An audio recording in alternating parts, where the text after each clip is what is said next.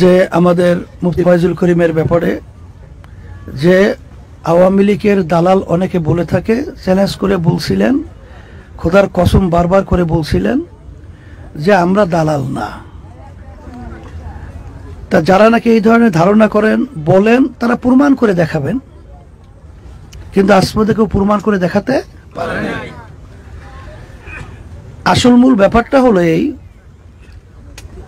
আল্লাহ রাব্বুল আলামিন বলছেন তোমাদের ভয় চিন্তা নাই, তোমরাই বিজয় হবে যদি তোমরা মুমিনের চরিত্র অর্জন করতে পারো।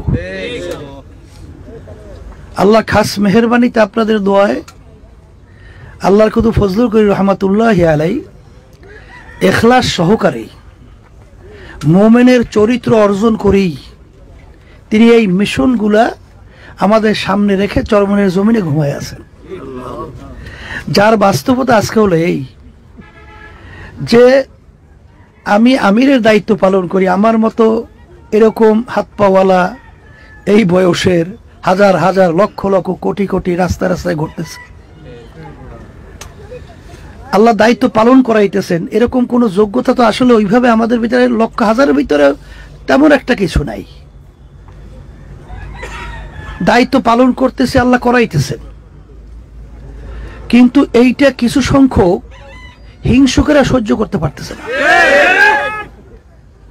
যার কারণে কোনো তাহাকিক ছাড়া, কোনো চিন্তা ছাড়া এমন একটা কথা, এমন একটা বদনাম, এমন একটা কালির ছাপ লাগাইয়া দেয় যেটা নিজে ধ্বংস হয়, জাতিকে ধ্বংস করে। কিন্তু আমার মনের ভিতরে তেমন একটা পেরেশানি আসে না। কেন আসে না?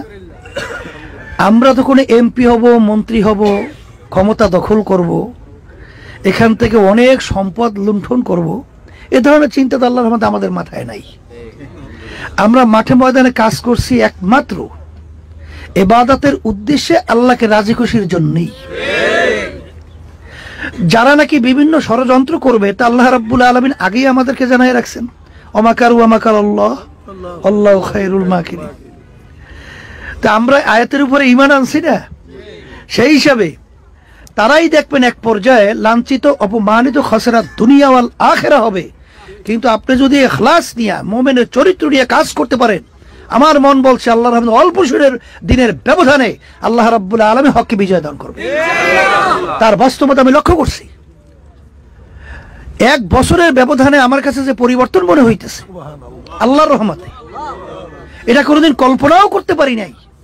এটা তো আপনার আমার কোনো যোগ্যতা না, এটা তো আল্লাহর পক্ষ থেকে মানুষের ভিতরে আন্তরিকতা আল্লাহ তৈরি করছেন।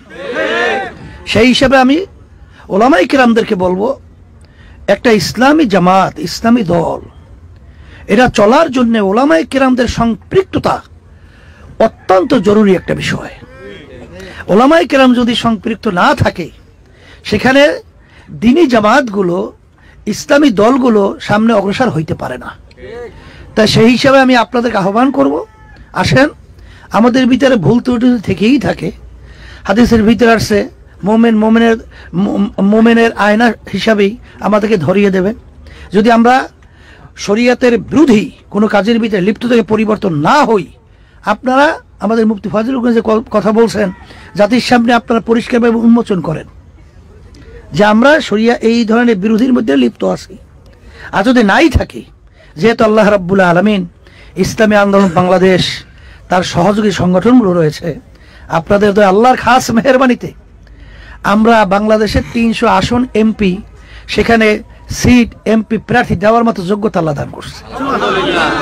আজকে আপনারা লক্ষ্য করেছেন যে এখন ইউপি নির্বাচন চলছে, যদি ঝামেলাগুলো খুব কঠিন আকারে না হতো, এখনই প্রায় কিন্তু আমরা 3000-এর কাছাকাছি ইউনিয়ন পরিষদে চেয়ারম্যান প্রার্থী হিসেবে আল্লাহর মতো আমরা দেওয়ার মতো আল্লাহ তৌফিক আমাদেরকে আল্লাহ দান করছে।